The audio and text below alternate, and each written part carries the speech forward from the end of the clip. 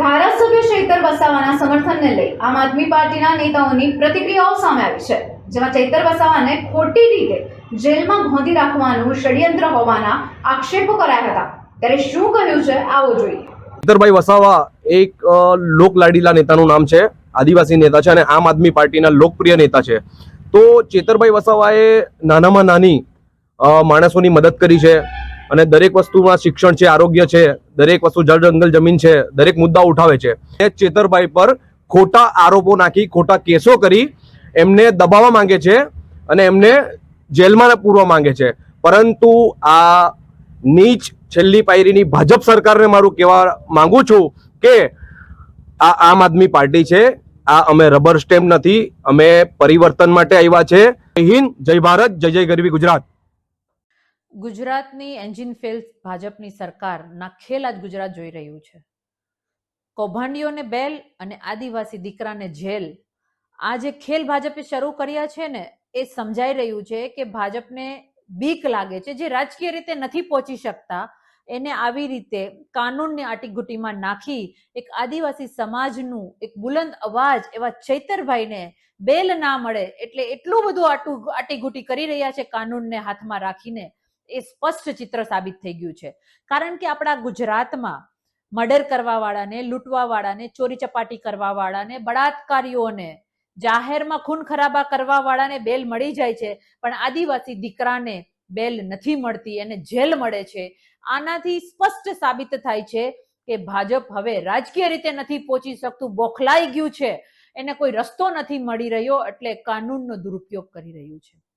પણ મારે આ ખાસ ભાજપને કહેવાનું છે કે આમ આદમી પાર્ટીનો યોદ્ધા, આદિવાસી સમાજના આ મજબૂત લડાયક ચૈતરભાઈ ડરવા વાળા નથી। આમ આદમી પાર્ટીનો કોઈ પણ લીડર ડરવા વાળો નથી। જનતા સાથે ખોટું થશે, જનતા સાથે અન્યાય કરશો તો અમે અવાજ ઉઠાવીશું। તમે ગરીબોના પૈસા લૂંટ્યા, એ કૌભાંડને ચૈતરભાઈએ બહાર પાડ્યું, તો તમે કૌભાંડીઓને બેલ આપો છો અને ચૈતરભાઈને જેલ આપો છો। આ ગુજરાતની જનતા સમજી ગઈ છે। ભાજપને એટલું કહેવાનું છે કે અમે ડરવા વાળા નથી, હવે અમે ચેતી ચોક્કસ જાશું। હવે અમે તમારી કોઈ પણ કચેરીઓમાં જાશું ને, અમે કેમેરા સાથે જાશું, અમે કેમેરાના લાઈવ સાથે જાશું। તમારા જેટલા પણ અધિકારીઓ છે એને કહી દેજો કે અમારો કેમેરો, અમારો મોબાઈલ કે અમારું લાઈવ બંધ કરાવવાની કોશિશ ના કરે। આજની આ અગત્યની પ્રેસ કોન્ફરન્સમાં આજે ચૈતરભાઈ વસાવા જેઓ ડેડિયાપાડાના ધારાસભ્ય છે, છેલ્લા 50 દિવસથી આજે એમને બરોડા સેન્ટ્રલ જેલની અંદર રાખવામાં આવ્યા છે। ત્યારે આ ભાજપના ષડયંત્રને કેવી રીતે જનતાના જે પ્રતિનિધિ છે એને કેવી રીતે ફસાવવા, કેવી રીતે તારીખો ઉપર તારીખ લેવી કોર્ટમાંથી ને કોર્ટને પણ ગુમરાહ કરી રહ્યા હોય એમ આ ભાજપના જે ફરિયાદી છે સંજયભાઈ વસાવા અને ભરૂચના સાંસદ શ્રી મનસુખભાઈ વસાવા, જેઓ આજે વારંવાર એમ કહી રહ્યા છે કે ચૈતરભાઈને ફસાવવામાં અમારો હાથ નથી।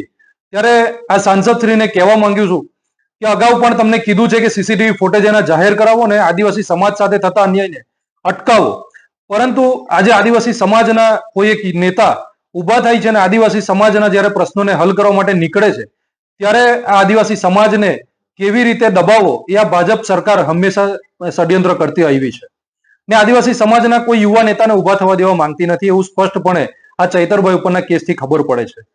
ત્યારે આજે ગુજરાતની અંદર આ ચૈતરભાઈ વસાવા એક લોકપ્રિય નેતા બની ચૂક્યા છે। આજે ખાલી આદિવાસી સમાજના જ નહીં પરંતુ સમગ્ર ગુજરાતની જનતાના દિલની અંદર સ્થાન લઈ લીધેલું આ ચૈતરભાઈ વસાવાએ આજે ચૈતરભાઈ વસાવાને કેવી રીતે દબાવવા, આદિવાસી સમાજનો અવાજ કેવી રીતે દબાવવો, અન્ય તમામ ક્ષેત્રે જોડાયેલા તમામ આંદોલનકારી જે વિદ્યાર્થીઓ હોય, ડોક્ટરો હોય, વકીલો હોય કે તમામ લોકો માટે અવાજ ઉઠાવતા ચૈતરભાઈ વસાવાને કેવી રીતે દબાવવા એનું હર હંમેશા ભાજપ ષડયંત્ર કરી રહી છે। 50 દિવસ થયા ચૈતરભાઈ અંદર છે, તમામ લોકલાડીલા નેતા હોવા છતાં હજુ સુધી 50 દિવસમાં આમ આદમી પાર્ટીના કાર્યકર્તાઓ કોઈ વિરોધ પ્રદર્શન કે જન આંદોલન કે એવું કેમ નથી કરતા ચૈતરભાઈને સમર્થન? આ ભાજપ એટલી હદ સુધી આજે એમના નેતાઓ એટલી હદ સુધી આજે કોર્ટને પણ ગુમરાહ કરી રહ્યા છે। આજે અમારા કાર્યકર્તાઓના હોય કે પદાધિકારીના હોય કે ચૈતરભાઈના સમર્થકના કોઈ નિવેદન આવતા હોય, સ્વાભાવિક છે આજે લોકોના દિલની અંદર સ્થાન લીધેલું આજે ચૈતરભાઈ વસાવા છે ત્યારે આજે એમના સમર્થનની અંદર કોઈ નિવેદન આવતા હોય તો એ નિવેદનો પણ આ લોકો કોર્ટની અંદર રજૂ કરી અને ચૈતરભાઈને વધુમાં વધુ સમય અંદર રખાય એવા પ્રયત્ન કરી રહી છે. એટલા જ માટે કોઈ પણ અમે ગાંધી ચિંધ્યા માર્ગે અમે લોકો આંદોલન કરવા માંગીએ છીએ, પરંતુ કોઈ કાયદો વ્યવસ્થા ખોરવા એવી રીતે અમે કોઈ પણ પ્રકારના આંદોલન કરવા નથી માંગતા.